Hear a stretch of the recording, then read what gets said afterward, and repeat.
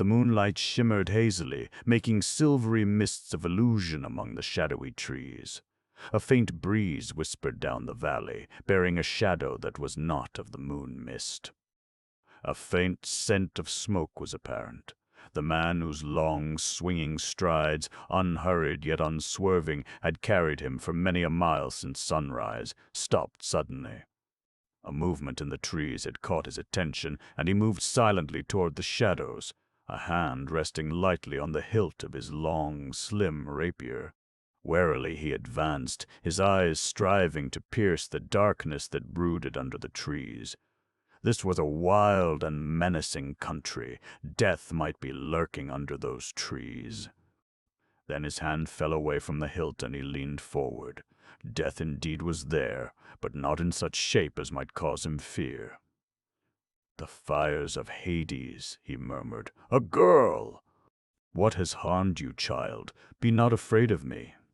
The girl looked up at him, her face like a dim white rose in the dark. "You, who are you?" Her words came in gasps. "Naught but a wanderer, a landless man, but a friend to all in need." The gentle voice sounded somehow incongruous, coming from the man. The girl sought to prop herself up on her elbow, and instantly he knelt and raised her to a sitting position, her head resting against his shoulder. His hand touched her breast and came away red and wet. "Tell me!" His voice was soft, soothing as one speaks to a babe. "Leloup," she gasped, her voice swiftly growing weaker. "He and his men descended upon our village, a mile up the valley. They robbed, slew, burned." "That, then, was the smoke I scented," muttered the man. "Go on, child." I ran. "He, the wolf, pursued me, and caught me." The words died away in a shuddering silence. "I understand, child." Then he stabbed me with his dagger. Oh, blessed saints, mercy!" Suddenly the slim form went limp. The man eased her to the earth and touched her brow lightly. "Dead," he muttered. Slowly he rose, mechanically wiping his hands upon his cloak. A dark scowl had settled on his somber brow. Yet he made no wild, reckless vow, swore no oath by saints or devils. "Men shall die for this," he said coldly. "You are a fool." The words came in a cold snarl that curdled the hearer's blood. He who had just been named a fool lowered his eyes sullenly without answer. "You and all the others I lead."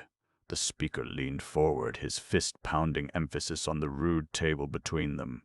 He was a tall, rangy-built man, supple as a leopard and with a lean, cruel, predatory face. His eyes danced and glittered with a kind of reckless mockery. The fellow spoken to replied sullenly, "This Solomon Kane is a demon from hell, I tell you." "Faugh! Dolt, he is a man who will die from a pistol ball or a sword thrust."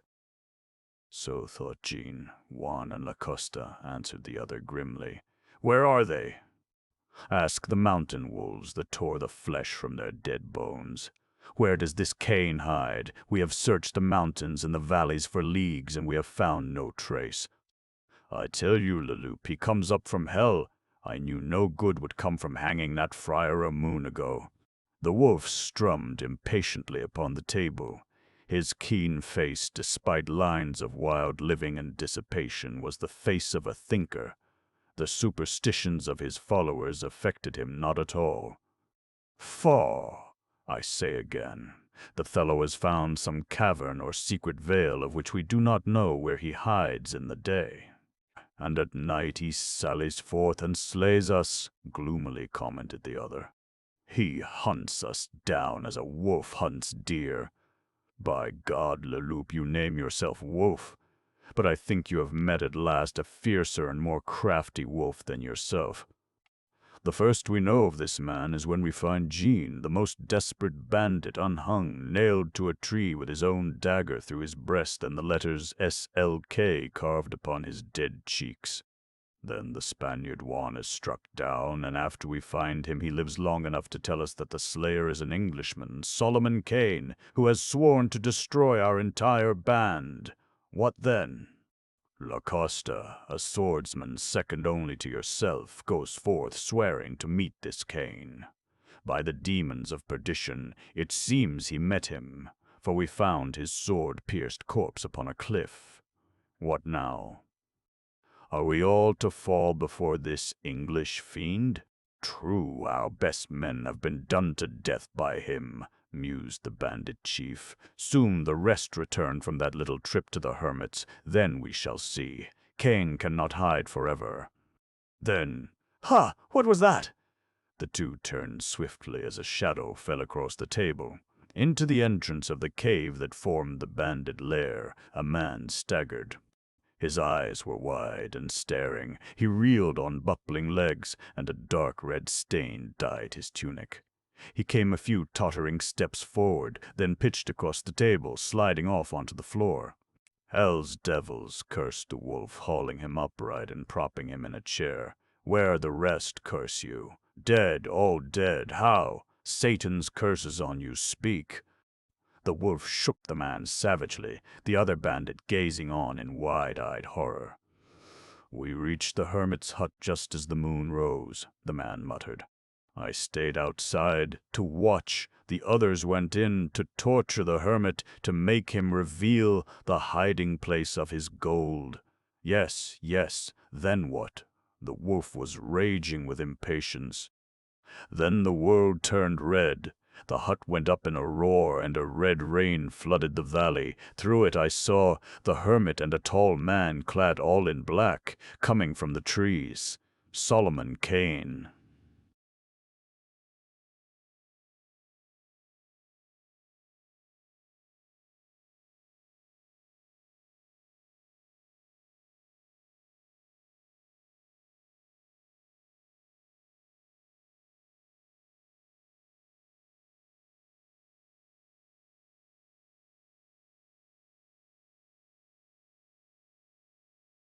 Gasped the bandit. "I knew it. "Silence, fool," snarled the chief. "Go on." "I fled," Kane pursued. "Wounded me, but I outran him, got here first. Here first." The man slumped forward on the table. "Saints and devils," raged the wolf. "What does he look like, this Kane?" "Like Satan." The voice trailed off in silence. The dead man slid from the table to lie in a red heap upon the floor. "Like Satan," babbled the other bandit. "I told you, 'tis the horned one himself. I tell you."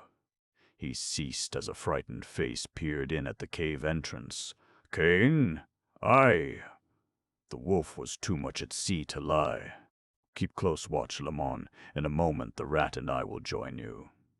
The face withdrew, and Leloup turned to the other. "This ends the band," said he. "You, I, and that thief Lamont are all that are left. What would you suggest?"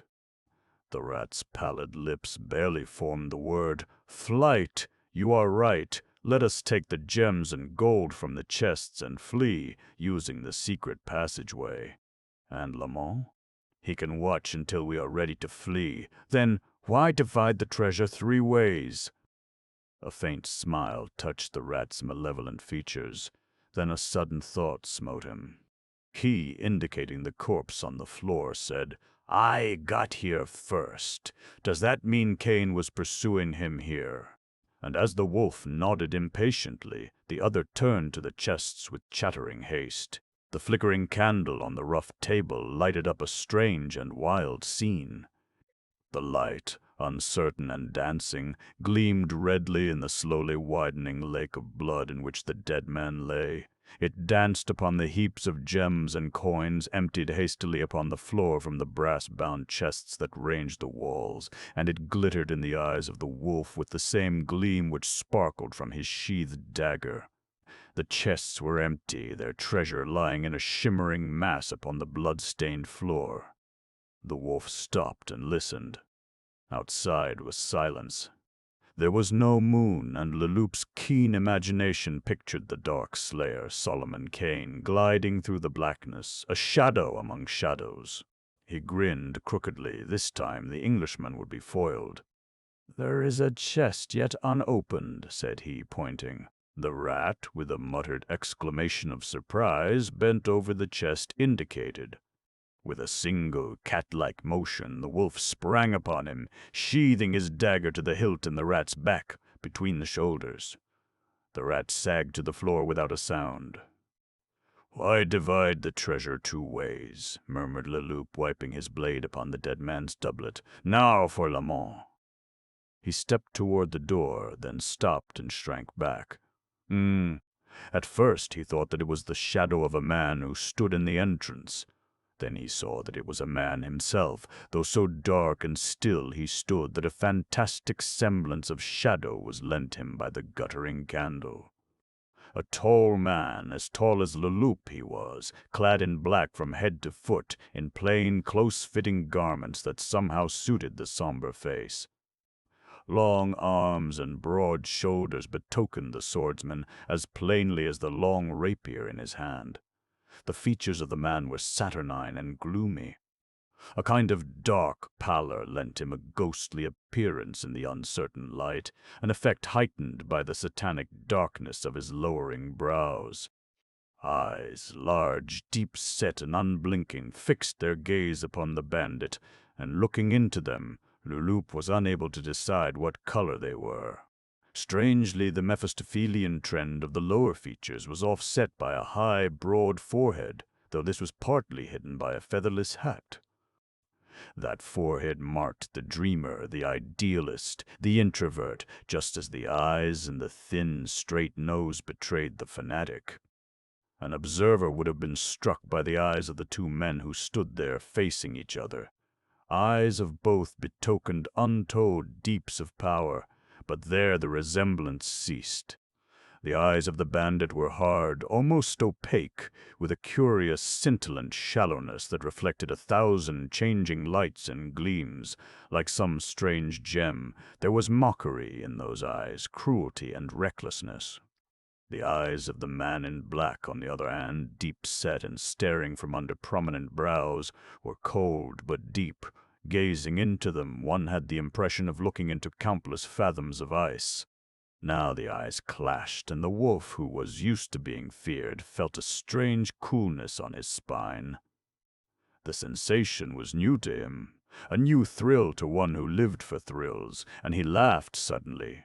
"You are Solomon Kane, I suppose?" he asked, managing to make his question sound politely incurious. "I am Solomon Kane." The voice was resonant and powerful. "Are you prepared to meet your God?" "Why, monsieur," Leloup answered, bowing, "I assure you I am as ready as I ever will be." "I might ask monsieur the same question." "No doubt I stated my inquiry wrongly," Kane said grimly. "I will change it. Are you prepared to meet your master, the devil?" "As to that, monsieur," Leloup examined his fingernails with elaborate unconcern. "I must say that I can at present render a most satisfactory account to his horned excellency, though really I have no intention of so doing, for a while at least." Leloup did not wonder as to the fate of Lamont. Kane's presence in the cave was sufficient answer that did not need the trace of blood on his rapier to verify it. "What I wish to know, monsieur," said the bandit, "is why in the devil's name have you harassed my band as you have, and how did you destroy that last set of fools?" "Your last question is easily answered, sir," Kane replied. "I myself had the tale spread that the hermit possessed a store of gold, knowing that would draw your scum as carrion draws vultures. For days and nights I have watched the hut, and tonight, when I saw your villains coming, I warned the hermit, and together we went among the trees back of the hut. Then, when the rogues were inside, I struck flint and steel to the train I had laid, and flame ran through the trees like a red snake until it reached the powder I had placed beneath the hut floor. Then the hut and 13 sinners went to hell in a great roar of flame and smoke. True, one escaped, but him I had slain in the forest had not. I stumbled and fallen upon a broken root, which gave him time to elude me. Monsieur, said Leloup with another low bow. "I grant you the admiration I must needs bestow on a brave and shrewd foeman. Yet tell me this, why have you followed me as a wolf follows deer?" "Some moons ago," said Kane, his frown becoming more menacing, "you and your fiends raided a small village down the valley. You know the details better than I. There was a girl there, a mere child, who, hoping to escape your lust, fled up the valley. But you jackal of hell, you caught her and left her, violated and dying. I found her there, and above her dead form I made up my mind to hunt you down and kill you." Mused the wolf. "Yes, I remember the wench. Mon Dieu, so the softer sentiments enter into the affair. Monsieur, I had not thought you an amorous man. Be not jealous, good fellow. There are many more wenches. Leloup, take care," Kane exclaimed, a terrible menace in his voice. "I have never yet done a man to death by torture, but by God, sir, you tempt me." The tone, and more especially the unexpected oath, coming as it did from Kane, slightly sobered Leloup. His eyes narrowed, and his hand moved toward his rapier. The air was tense for an instant, then the wolf relaxed elaborately. "Who was the girl?" he asked idly. "Your wife?" "I never saw her before," answered Kane. "Non don nom," swore the bandit. "What sort of a man are you, monsieur, who takes up a feud of this sort merely to avenge a wench unknown to you? That, sir, is my own affair. It is sufficient that I do so." Kane could not have explained even to himself, nor did he ever seek an explanation within himself. A true fanatic, his promptings were reasons enough for his actions. "You are right, monsieur." Leloup was sparring now for time. Casually he edged backward, inch by inch, with such consummate acting skill that he aroused no suspicion even in the hawk who watched him. "Monsieur," said he, "possibly you will say that you are merely a noble cavalier, wandering about like a true Galahad, protecting the weaker, but you and I know different. There on the floor is the equivalent to an emperor's ransom. Let us divide it peaceably, then if you like not my company, why, nom don nom, we can go our separate ways." Kane leaned forward, a terrible brooding threat growing in his cold eyes. He seemed like a great condor about to launch himself upon his victim. "Sir, do you assume me to be as great a villain as yourself?" Suddenly Leloup threw back his head, his eyes dancing and leaping with a wild mockery and a kind of insane recklessness. His shout of laughter sent the echoes flying. "Gods of hell, no, you fool, I do not class you with myself. Mon Dieu, Monsieur Kane, you have a task indeed if you intend to avenge all the wenches who have known my favors. Shades of death! Shall I waste time in parleying with this base scoundrel?" Kane snarled in a voice suddenly bloodthirsting, and his lean frame flashed forward like a bent bow suddenly released. At the same instant, Leloup, with a wild laugh, bounded backward with a movement as swift as Kane's. His timing was perfect. His back-flung hand struck the table and hurled it aside, plunging the cave into darkness as the candle toppled and went out. Kane's rapier sang like an arrow in the dark as he thrust blindly and ferociously. "Adieu, Monsieur Galahad." The taunt came from somewhere in front of him, but Kane, plunging toward the sound with the savage fury of baffled wrath, caromed against a blank wall that did not yield to his blow. From somewhere seemed to come an echo of a mocking laugh. Kane whirled, eyes fixed on the dimly outlined entrance, thinking his foe would try to slip past him and out of the cave, but no form bulked there, and when his groping hands found the candle and lighted it, the cave was empty save for himself and the dead men on the floor. 3. The chant of the drums. Across the dusky waters the whisper came, "Boom, boom, boom!" A sullen reiteration. Far away and more faintly sounded a whisper of different timbre, "Thrum, thrum, thrum." Back and forth went the vibrations as the throbbing drums spoke to each other. What tales did they carry? What monstrous secrets whispered across the sullen, shadowy reaches of the unmapped jungle? This, you are sure, is the bay where the Spanish ship put in. Yes, Senhor, the Negro swears this is the bay where the white man left the ship alone and went into the jungle. Kane nodded grimly. Then put me ashore here, alone. Wait 7 days. Then, if I have not returned, and if you have no word of me, set sail wherever you will. Yes, Senhor. The waves slapped lazily against the sides of the boat that carried Kane ashore. The village that he sought was on the river bank, but set back from the bay shore, the jungle hiding it from sight of the ship. Kane had adopted what seemed the most hazardous course, that of going ashore by night, for the reason that he knew if the man he sought were in the village, he would never reach it by day. As it was, he was taking a most desperate chance in daring the nighttime jungle, but all his life he had been used to taking desperate chances. Now he gambled his life upon the slim chance of gaining the Negro village under cover of darkness and unknown to the villagers. At the beach he left the boat with a few muttered commands, and as the rowers put back to the ship which lay anchored some distance out in the bay, he turned and engulfed himself in the blackness of the jungle. Sword in one hand, dagger in the other, he stole forward, seeking to keep pointed in the direction from which the drums still muttered and grumbled. He went with the stealth and easy movement of a leopard, feeling his way cautiously, every nerve alert and straining, but the way was not easy. Vines tripped him and slapped him in the face, impeding his progress. He was forced to grope his way between the huge boles of towering trees, and all through the underbrush about him sounded vague and menacing rustlings and shadows of movement. Thrice his foot touched something that moved beneath it and writhed away, and once he glimpsed the baleful glimmer of feline eyes among the trees. They vanished, however, as he advanced.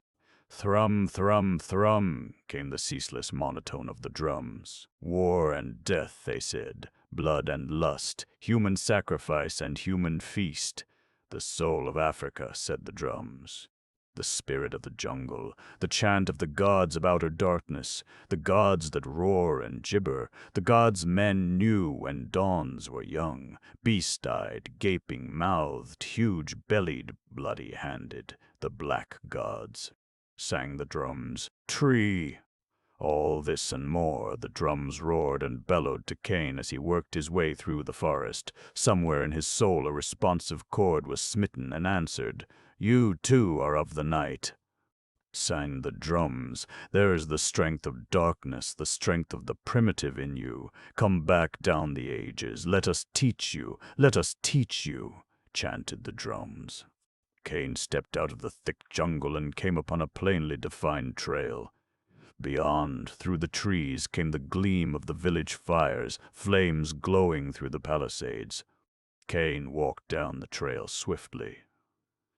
He went silently and warily, sword extended in front of him, eyes straining to catch any hint of movement in the darkness ahead, for the trees loomed like sullen giants on each hand. Sometimes their great branches intertwined above the trail, and he could see only a slight way ahead of him. Like a dark ghost he moved along the shadowed trail. Alertly he stared and hearkened, yet no warning came first to him, as a great, vague bulk rose up out of the shadows and struck him down, silently. Or the black god. Thrum, thrum, thrum. Somewhere, with deadening monotony, a cadence was repeated over and over, bearing out the same theme. Fool, fool, fool. Now it was far away. Now he could stretch out his hand and almost reach it. Now it merged with the throbbing in his head until the two vibrations were as one. Fool, fool, fool, fool, fool, fool. The fogs faded and vanished. Kane sought to raise his hand to his head, but found that he was bound hand and foot. He lay on the floor of a hut, alone. He twisted about to view the place. No. Two eyes glimmered at him from the darkness. Now a form took shape, and Kane, still mazed, believed that he looked on the man who had struck him unconscious. Yet no, this man could never strike such a blow. He was lean, withered, and wrinkled. The only thing that seemed alive about him were his eyes, and they seemed like the eyes of a snake. The man squatted on the floor of the hut, near the doorway, naked save for a loincloth and the usual paraphernalia of bracelets, anklets, and armlets. Weird fetishes of ivory, bone, and hide, animal and human, adorned his arms and legs. Suddenly and unexpectedly he spoke in English. "Ha! You wake, white man.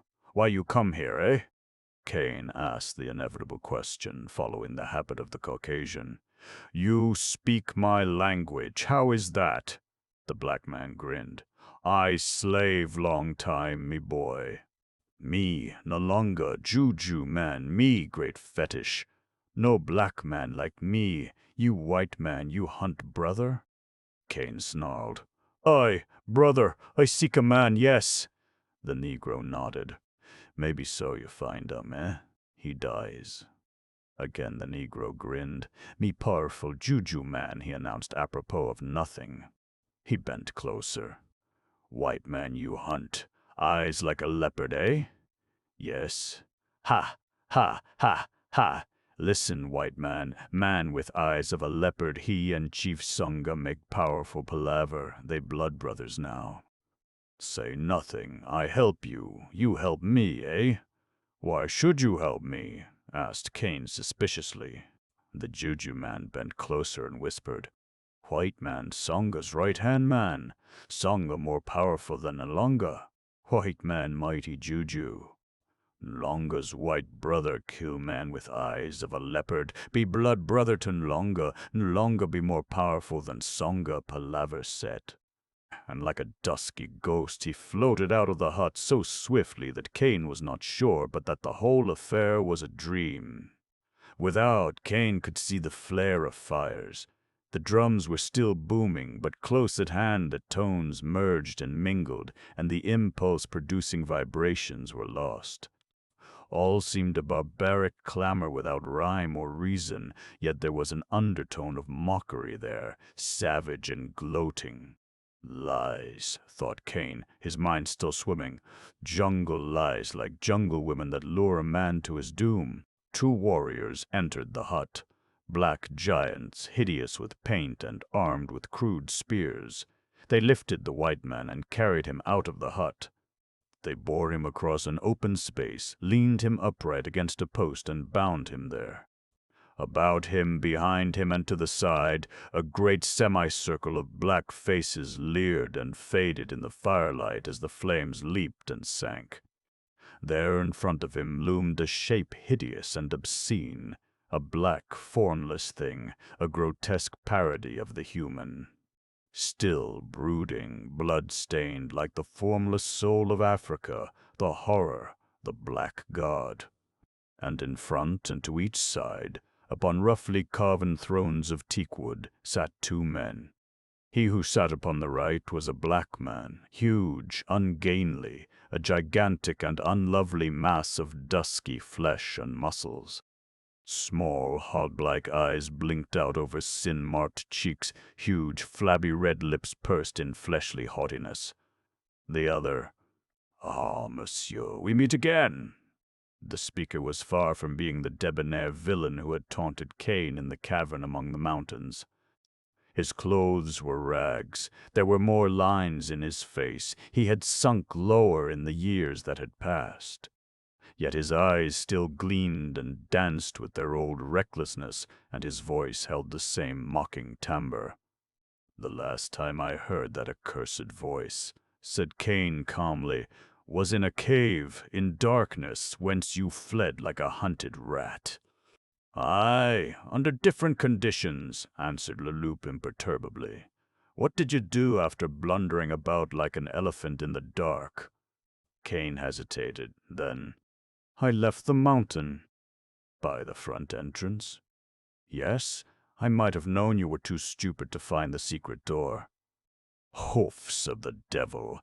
Had you thrust against the chest with the golden lock which stood against the wall, the door had opened to you and revealed the secret passageway through which I went." I traced you to the nearest port and there took ship and followed you to Italy, where I found you had gone. Aye, by the saints, you nearly cornered me in Florence. Ho, ho, ho, ho. I was climbing through a back window while Monsieur Galahad was battering down the front door of the tavern. And had your horse not gone lame, you would have caught up with me on the road to Rome. Again, the ship on which I left Spain had barely put out to sea when Monsieur Galahad rides up to the wharfs. Why have you followed me like this? I do not understand. Because you are a rogue whom it is my destiny to kill, answered Kane coldly. He did not understand. All his life he had roamed about the world, aiding the weak and fighting oppression. He neither knew nor questioned why. That was his obsession, his driving force of life. Cruelty and tyranny to the weak sent a red blaze of fury, fierce and lasting, through his soul. When the full flame of his hatred was wakened and loosed, there was no rest for him until his vengeance had been fulfilled to the uttermost. If he thought of it at all, he considered himself a fulfiller of God's judgment, a vessel of wrath to be emptied upon the souls of the unrighteous. Yet in the full sense of the word, Solomon Kane was not wholly a Puritan, though he thought of himself as such. Leloup shrugged his shoulders. I could understand had I wronged you personally. Mon Dieu, I too would follow an enemy across the world, but, though I would have joyfully slain and robbed you, I never heard of you until you declared war on me. Kane was silent, his still fury overcoming him. Though he did not realize it, the wolf was more than merely an enemy to him. The bandit symbolized, to Kane, all the things against which the Puritan had fought all his life: cruelty, outrage, oppression, and tyranny. Leloup broke in on his vengeful meditations. What did you do with the treasure which, gods of Hades, took me years to accumulate? Devil take it, I had time only to snatch a handful of coins and trinkets as I ran. I took such as I needed to hunt you down. The rest I gave to the villages which you had looted. Saints and the devil, swore Leloup. Monsieur, you are the greatest fool I have yet met. To throw that vast treasure, by Satan, I rage to think of it in the hands of base peasants, vile villagers. Yet ho, ho, ho, ho, they will steal and kill each other for it. That is human nature. Yes, damn you, flamed Kane suddenly, showing that his conscience had not been at rest. Doubtless they will, being fools. Yet what could I do? Had I left it there, people might have starved and gone naked for lack of it. More, it would have been found, and theft and slaughter would have followed anyway. You are to blame, for had this treasure been left with its rightful owners, no such trouble would have ensued. The wolf grinned without reply. Kane, not being a profane man, his rare curses had double effect and always startled his hearers, no matter how vicious or hardened they might be. It was Kane who spoke next. Why have you fled from me across the world? You do not really fear me. No, you are right. Really, I do not know. Perhaps flight is a habit which is difficult to break. I made my mistake when I did not kill you that night in the mountains. I am sure I could kill you in a fair fight, yet I have never even, ere now, sought to ambush you. Somehow I have not had a liking to meet you, monsieur. A whim of mine, a mere whim. Then, mon Dieu! Mayhap I have enjoyed a new sensation, and I had thought that I had exhausted the thrills of life. And then, a man must either be the hunter or the hunted. Until now, monsieur, I was the hunted, but I grew weary of the rule. I thought I had thrown you off the trail. A Negro slave brought from this vicinity told a Portugal ship captain of a white man who landed from a Spanish ship and went into the jungle. I heard of it and hired the ship, paying the captain to bring me here. Monsieur, I admire you for your attempt, but you must admire me too. Alone I came into this village, and alone among savages and cannibals. I, with some slight knowledge of the language learned from a slave aboard ship. I gained the confidence of King Songa and supplanted that mummer, Nonga. I am a braver man than you, monsieur, for I had no ship to retreat to, and the ship is waiting for you." "I admire your courage," said Kane, "but you are content to rule amongst cannibals, you the blackest soul of them all. I intend to return to my own people when I have slain you." "Your confidence would be admirable were it not amusing." "Ho, Goka!" A giant Negro stalked into the space between them. He was the hugest man that Kane had ever seen, though he moved with cat-like ease and suppleness. His arms and legs were like trees, and the great, sinuous muscles rippled with each motion. His ape-like head was set squarely between gigantic shoulders. His great, dusky hands were like the talons of an ape, and his brow slanted back from above bestial eyes. Flat nose and great, thick red lips completed this picture of primitive, lustful savagery. "That is Golka, the gorilla slayer," said Leloup. "He it was who lay in wait beside the trail and smote you down. You are like a wolf yourself, Monsieur Kane, but since your ship hove in sight you have been watched by many eyes, and had you had all the powers of a leopard, you had not seen Gulka nor heard him. He hunts the most terrible and crafty of all beasts, in their native forests, far to the north, the beasts who walk like men, as that one, whom he slew some days since." Kane, following Leloup's fingers, made out a curious man-like thing dangling from a roof pole of a hut. A jagged end thrust through the thing's body held it there.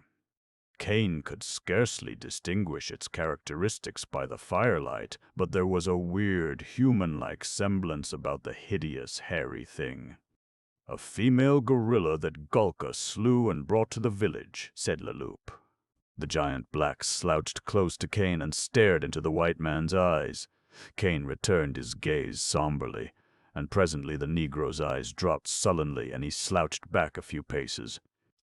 The look in the Puritan's grim eyes had pierced the primitive hazes of the gorilla slayer's soul, and for the first time in his life he felt fear. To throw this off, he tossed a challenging look about. Then, with unexpected animalness, he struck his huge chest resoundingly, grinned cavernously, and flexed his mighty arms. No one spoke. Primordial bestiality had the stage, and the more highly developed types looked on with various feelings of amusement, tolerance, or contempt. Golka glanced furtively at Kane to see if the white man was watching him, then with a sudden beastly roar, plunged forward and dragged a man from the semicircle. While the trembling victim screeched for mercy, the giant hurled him upon the crude altar before the shadowy idol. A spear rose and flashed, and the screeching ceased. The black god looked on, his monstrous features seeming to leer in the flickering firelight. He had drunk. Was the black god pleased with the draught, with the sacrifice? Gulka stalked back and, stopping before Kane, flourished the bloody spear before the white man's face. Leloup laughed. Then suddenly Longa appeared. He came from nowhere in particular. Suddenly he was standing there beside the post to which Kane was bound. A lifetime of study of the art of illusion had given the juju man a highly technical knowledge of appearing and disappearing, which after all consisted only in timing the audience's attention. He waved Gulka aside with a grand gesture, and the gorilla man slunk back, apparently to get out of Nalonga's gaze. Then, with incredible swiftness, he turned and struck the juju man a terrific blow upon the side of the head with his open hand. Nonga went down like a felled ox, and in an instant he had been seized and bound to a post close to Kane. An uncertain murmuring rose from the Negroes, which died out as King Songa stared angrily toward them. Leloup leaned back upon his throne and laughed uproariously. "The trail ends here, Monsieur Galahad. That ancient fool thought I did not know of his plotting. I was hiding outside the hut and heard the interesting conversation you two had. Ha, ha, ha, ha, ha, ha. The black god must drink, monsieur. But I have persuaded Songa to have you two burnt. That will be much more enjoyable, though we shall have to forego the usual feast, I fear." For after the fires are lit about your feet, the devil himself could not keep your carcasses from becoming charred frames of bone. Songa shouted something imperiously, and blacks came bearing wood, which they piled about the feet of Nalonga and Kane. The Juju man had recovered consciousness, and he now shouted something in his native language. Again the murmuring arose among the shadowy throng. Songa snarled something in reply. Kane gazed at the scene almost impersonally. Again, somewhere in his soul, dim primal deeps were stirring, age-old thought memories veiled in the fogs of lost eons. He had been here before, thought Kane. He knew all this of old, the lurid flames beating back the sullen night, the bestial faces leering expectantly, and the god, the black god, there in the shadows. Always the black god, brooding back in the shadows. He had known the shouts, the frenzied chant of the worshippers, back there in the grey dawn of the world, the speech of the bellowing drums, the singing priests, the repellent, inflaming, all-pervading scent of freshly spilt blood. All this have I known, somewhere, sometime, thought Kane. Now I am the main actor. He became aware that someone was speaking to him through the roar of the drums. He had not realized that the drums had begun to boom again. The speaker was Nlonga. "Me powerful Juju man. Watch now, I work mighty magic. Songa."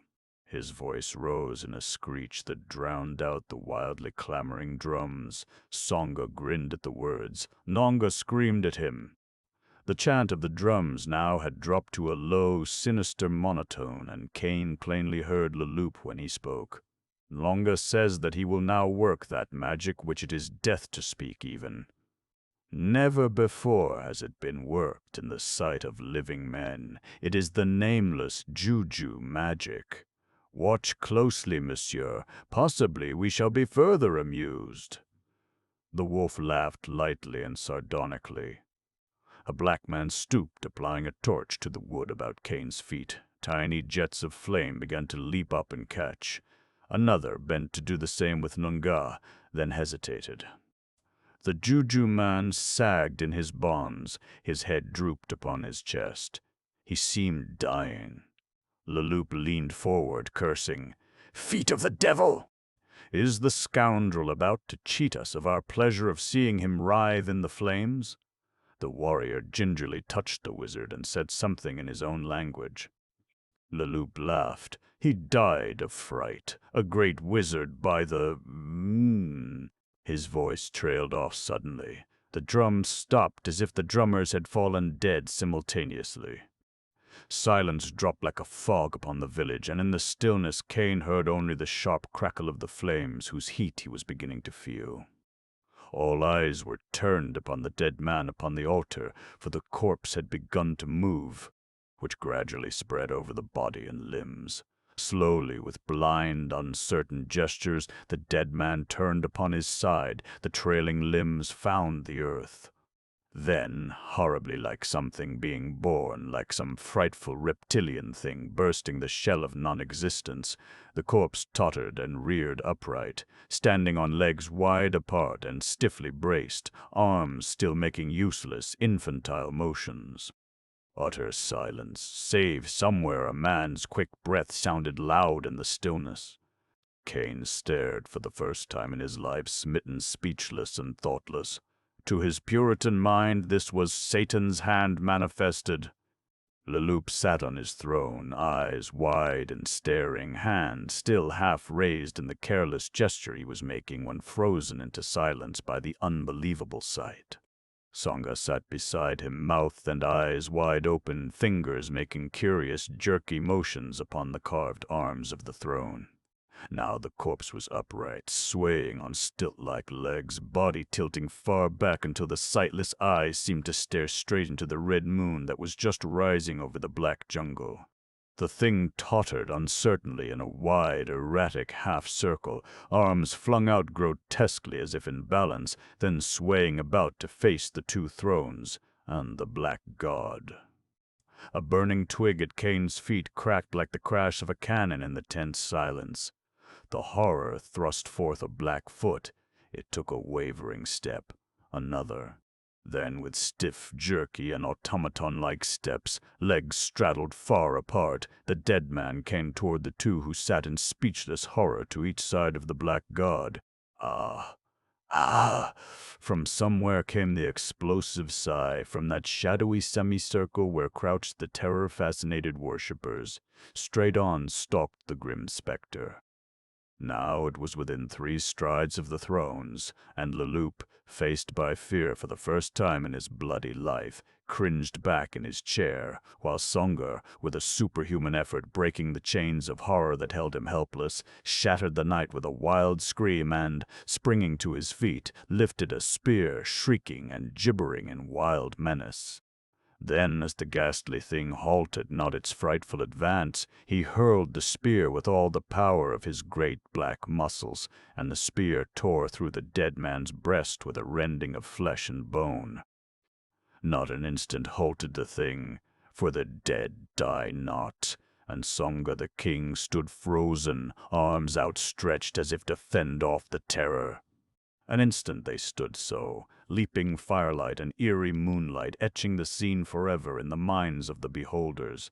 The changeless staring eyes of the corpse looked full into the bulging eyes of Songa, where were reflected all the hells of horror. Then with a jerky motion the arms of the thing went out and up. The dead hands fell on Songa's shoulders. At the first touch the king seemed to shrink and shrivel, and with a scream that was to haunt the dreams of every watcher through all the rest of time, Songa crumpled and fell, and the dead man reeled stiffly and fell with him. Motionless lay the two at the feet of the black god, and to Kane's dazed mind it seemed that the idol's great, inhuman eyes were fixed upon them with terrible, still laughter. At the instant of the king's fall, a great shout went up from the blacks, and Kane, with a clarity lent his subconscious mind by the depths of his hate, looked for Leloup and saw him spring from his throne and vanish in the darkness. Then vision was blurred by a rush of black figures who swept into the space before the god. Feet knocked aside the blazing brands whose heat Kane had forgotten, and dusky hands freed him. Others loosed the wizard's body and laid it upon the earth. Kane dimly understood that the blacks believed this thing to be the work of Nonga, and that they connected the vengeance of the wizard with himself. He bent, laid a hand on the juju man's shoulder. No doubt of it, he was dead. The flesh was already cold. He glanced at the other corpses. Songa was dead too, and the thing that had slain him lay now without movement. Kane started to rise, then halted. Was he dreaming, or did he really feel a sudden warmth in the dead flesh he touched? Mind reeling, he again bent over the wizard's body, and slowly he felt warmness steal over the limbs and the blood begin to flow sluggishly through the veins again. Then Nonga opened his eyes and stared up into Kane's with the blank expression of a newborn babe. Kane watched, flesh crawling, and saw the knowing reptilian glitter come back, saw the wizard's thick lips part in a wide grin. Nonga sat up, and a strange chant arose from the Negroes. Kane looked about. The blacks were all kneeling, swaying their bodies to and fro, and in their shouts Kane caught the word "Onlonga," repeated over and over in a kind of fearsomely ecstatic refrain of terror and worship. As the wizard rose, they all fell prostrate. Nonga nodded as if in satisfaction. "Great juju, great fetish me," he announced to Kane. "You see, my ghost go out, kill Songa, come back to me, great magic, great fetish me." Kane glanced at the black god looming back in the shadows, at Nalonga, who now flung out his arms toward the idol as if in invocation. "I am everlasting," Kane thought the black god said. "I drink, no matter who rules, chiefs, slayers, wizards, they pass like the ghosts of dead men through the gray jungle. I stand, I rule, I am the soul of the jungle," said the black god. Suddenly Kane came back from the illusory mists in which he had been wandering. "The white man, which way did he flee?" Nalonga shouted something. A score of dusky hands pointed. From somewhere Kane's rapier was thrust out to him. The fogs faded and vanished. Again he was the avenger, the scourge of the unrighteous. With the sudden volcanic speed of a tiger, he snatched the sword and was gone. 5. The end of the red trail. Limbs and vines slapped against Kane's face. The oppressive steam of the tropic night rose like mist about him. The moon, now floating high above the jungle, limned the black shadows in its white glow and patterned the jungle floor in grotesque designs. Kane knew not if the man he sought was ahead of him, but broken limbs and trampled underbrush showed that some man had gone that way, some man who fled in haste nor halted to pick his way. Kane followed these signs unswervingly. Believing in the justice of his vengeance, he did not doubt that the dim beings who rule men's destinies would finally bring him face to face with Leloup. Behind him the drums boomed and muttered. What a tale they had to tell this night! Of the triumph of Nalonga, the death of the Black King, the overthrow of the white man with eyes like a leopard, and a more darksome tale, a tale to be whispered in low, muttering vibrations, the nameless Ju. Was he dreaming? Kane wondered as he hurried on. Was all this part of some foul magic? He had seen a dead man rise and slay and die again. He had seen a man die and come to life again. Did Nalonga in truth send his ghost, his soul, his life essence forth into the void, dominating a corpse to do his will? Aye, Nalonga died a real death there, bound to the torture stake, and he who lay dead on the altar rose and did as Nalonga would have done had he been free.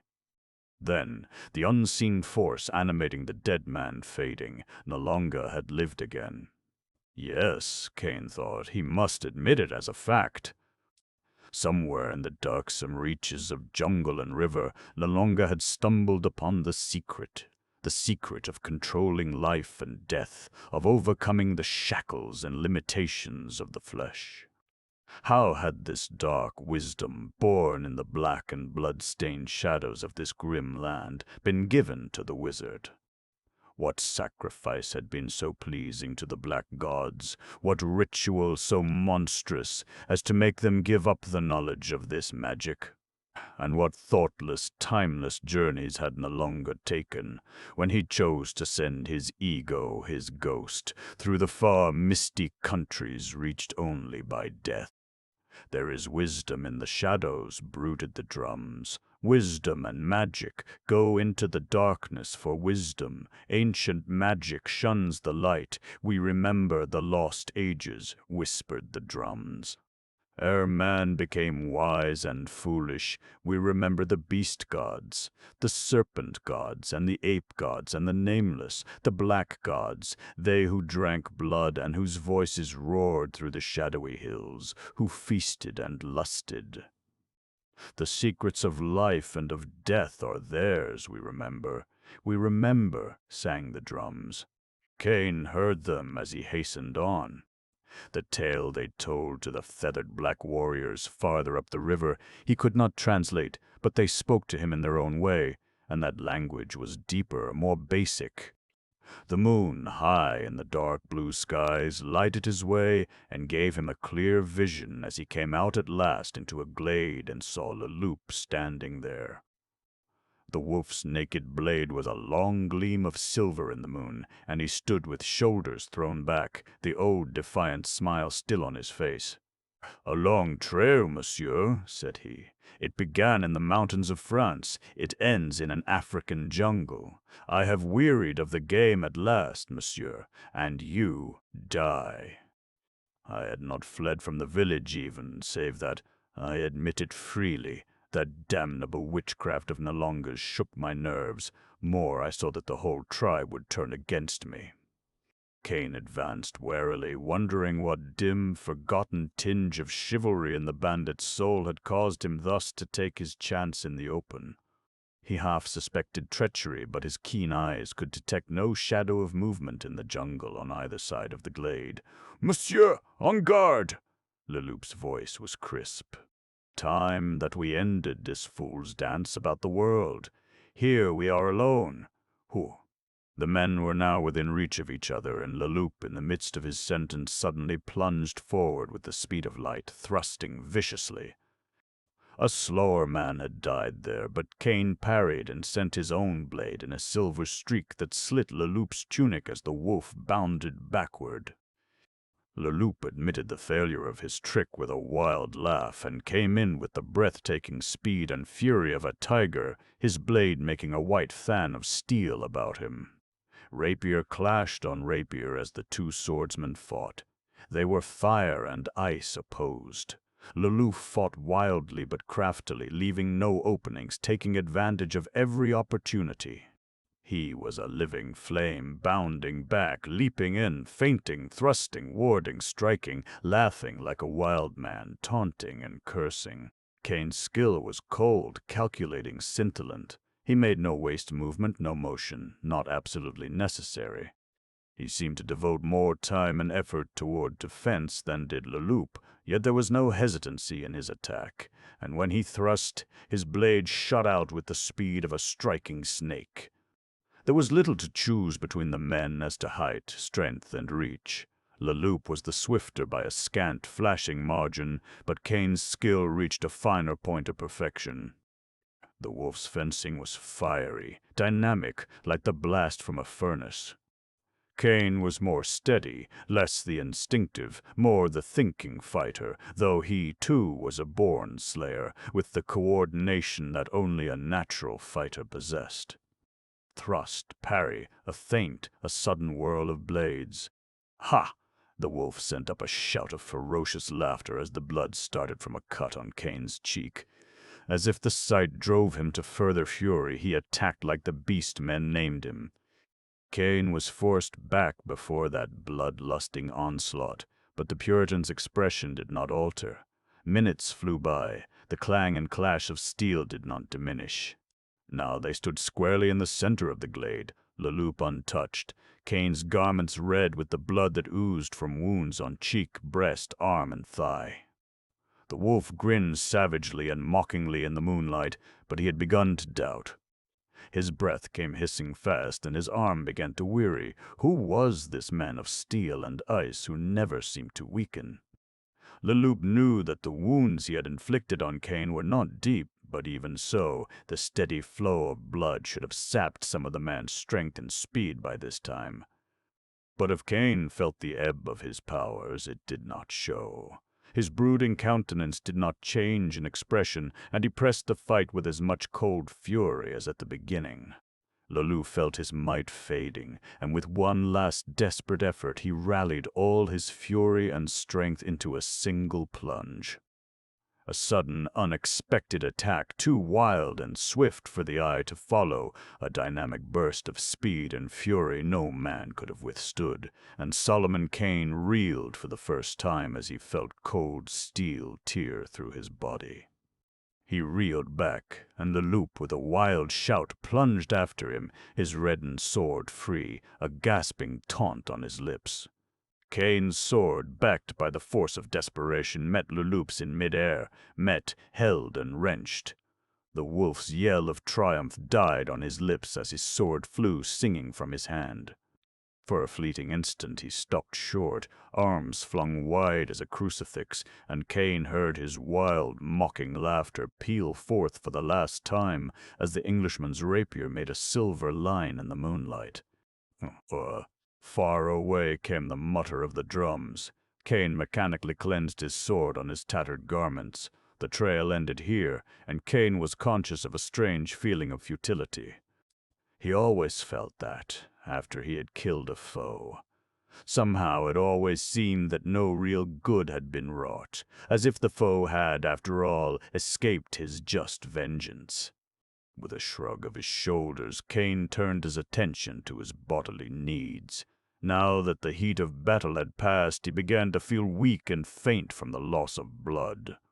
That last thrust had been close, had he not managed to avoid its full point by a twist of his body. The blade had transfixed him. As it was, the sword had struck glancingly, plowed along his ribs and sunk deep in the muscles beneath the shoulder blade, inflicting a long, shallow wound. Kane looked about him and saw that a small stream trickled through the glade at the far side. Here he made the only mistake of that kind that he ever made in his entire life. Mayhap he was dizzy from loss of blood and still mazed from the weird happenings of the night.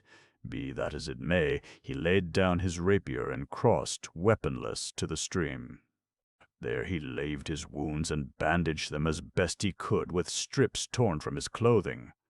Then he rose and was about to retrace his steps when a motion among the trees on the side of the glade where he first entered caught his eye. A huge figure stepped out of the jungle, and Kane saw and recognized his doom. The man was Gulka, the gorilla slayer. Kane remembered that he had not seen the black among those doing homage to Nlonga. How could he know the craft and hatred in that dusky, slanting skull that had led the Negro, escaping the vengeance of his tribesmen, to trail down the only man he had ever feared? The black god had been kind to his neophyte, had led him upon his victim helpless and unarmed. Now Gulka could kill his man openly and slowly as a leopard kills, not smiting him down from ambush as he had planned, silently and suddenly. A wide grin split the Negro's face and he moistened his lips. Kane, watching him, was coldly and deliberately weighing his chances. Gulka had already spied the rapiers. He was closer to them than was Kane. The Englishman knew that there was no chance of his winning in a sudden race for the swords. A slow, deadly rage surged in him, the fury of helplessness. The blood churned in his temples and his eyes smoldered with a terrible light as he eyed the Negro. His fingers spread and closed like claws. They were strong, those hands. Men had died in their clutch. Even Gulka's huge black column of a neck might break like a rotten branch between them. A wave of weakness made the futility of these thoughts apparent to an extent that needed not the verification of the moonlight glimmering from the spear in Gulka's black hand. Kane could not even have fled had he wished, and he had never fled from a single foe. The gorilla slayer moved out into the glade. Massive, terrible, he was the personification of the primitive, the Stone Age. His mouth yawned in a red cavern of a grin. He bore himself with the haughty arrogance of savage might. Kane tensed himself for the struggle that could end but one way. He strove to rally his waning forces. Useless, he had lost too much blood. At least he would meet his death on his feet, and somehow he stiffened his buckling knees and held himself erect, though the glade shimmered before him in uncertain waves and the moonlight seemed to have become a red fog through which he dimly glimpsed the approaching black man. Kane stooped. Though the effort nearly pitched him on his face, he dipped water in his cupped hands and dashed it into his face. This revived him, and he straightened, hoping that Gulka would charge and get it over with before his weakness crumpled him to the earth. Gulka was now about the center of the glade, moving with the slow, easy stride of a great cat stalking a victim. He was not at all in a hurry to consummate his purpose. He wanted to toy with his victim, to see fear come into those grim eyes which had looked him down, even when the possessor of those eyes had been bound to the death stake. He wanted to slay at last, slowly glutting his tigerish blood, lust and torture, lust to the fullest extent. Then suddenly he halted, turned swiftly, facing another side of the glade. Kane, wondering, followed his glance. Psst! At first it seemed like a blacker shadow among the jungle shadows. At first there was no motion, no sound, but Kane instinctively knew that some terrible menace lurked there in the darkness that masked and merged the silent trees. A sullen horror brooded there, and Kane felt as if, from that monstrous shadow, inhuman eyes seared his very soul.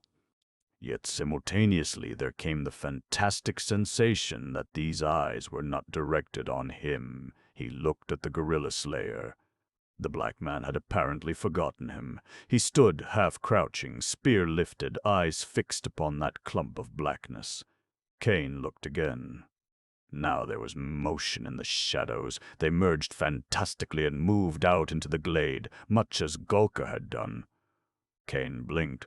Was this the illusion that precedes death? The shape he looked upon was such as he had visioned dimly in wild nightmares, when the wings of sleep bore him back through lost ages. He thought at first it was some blasphemous mockery of a man, for it went erect and was tall as a tall man.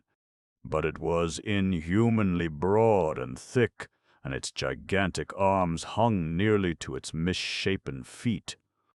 Then the moonlight smote full upon its bestial face, and Kane's mazed mind thought that the thing was the black god coming out of the shadows, animated and bloodlusting. Then he saw that it was covered with hair, and he remembered the man-like thing dangling from the roof pole in the native village. He looked at Gulka.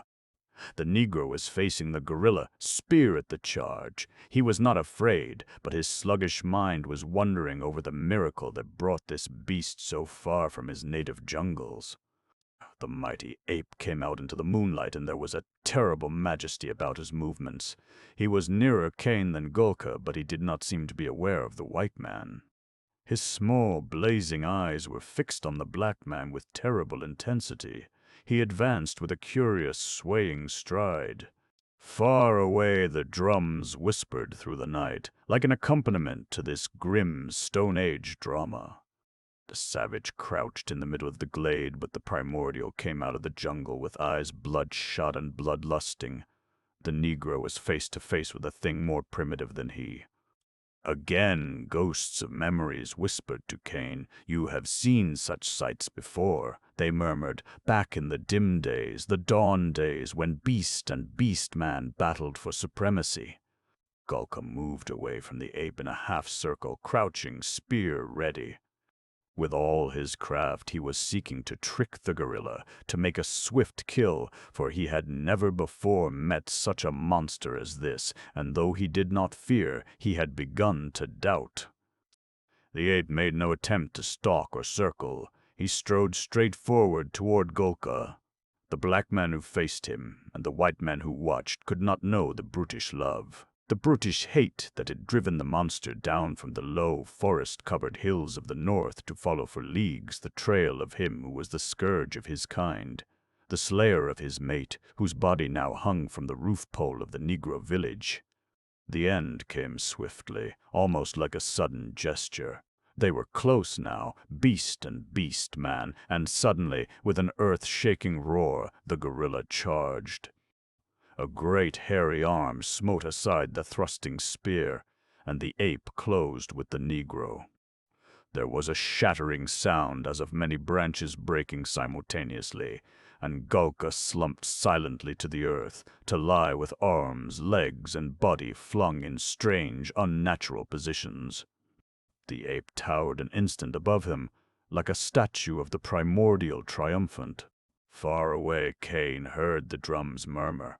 "The soul of the jungle, the soul of the jungle." This phrase surged through his mind with monotonous reiteration. The three who had stood in power before the black god that night, where were they? Back in the village where the drums rustled lay Songa. King Songa, once lord of life and death, now a shriveled corpse with a face set in a mask of horror. Stretched on his back in the middle of the glade lay he whom Kane had followed many a league by land and sea. And Gulka the gorilla slayer lay at the feet of his killer, broken at last by the savagery which had made him a true son of this grim land which had at last overwhelmed him. Yet the black god still reigned, thought Kane dizzily, brooding back in the shadows of this dark country, bestial, bloodlusting, caring not who lived or died, so that he drank. Kane watched the mighty ape, wondering how long it would be before the huge simian spied and charged him, but the gorilla gave no evidence of having even seen him. Some dim impulse of vengeance, yet unglutted, prompting him, he bent and raised the Negro. Then he slouched toward the jungle, Gulka's limbs trailing limply and grotesquely. As he reached the trees, the ape halted, whirling the giant form high in the air with seemingly no effort, and dashed the dead man up among the branches. There was a rending sound as a broken projecting limb tore through the body hurled so powerfully against it, and the dead gorilla slayer dangled there hideously. A moment the clear moon limned the great ape in its glimmer as he stood silently gazing up at his victim. Then, like a dark shadow, he melted noiselessly into the jungle. Kane walked slowly to the middle of the glade and took up his rapier. The blood had ceased to flow from his wounds, and some of his strength was returning, enough, at least, for him to reach the coast where his ship awaited him. He halted at the edge of the glade for a backward glance at Leloup's upturned face and still form, white in the moonlight, and at the dark shadow among the trees that was Golka, left by some bestial whim, hanging as the she-gorilla hung in the village. Afar the drums muttered, "The wisdom of our land is ancient, the wisdom of our land is dark, whom we serve, we destroy. Flee if you would live, but you will never forget our chant." "Never, never," sang the drums. Kane turned to the trail which led to the beach and the ship waiting there.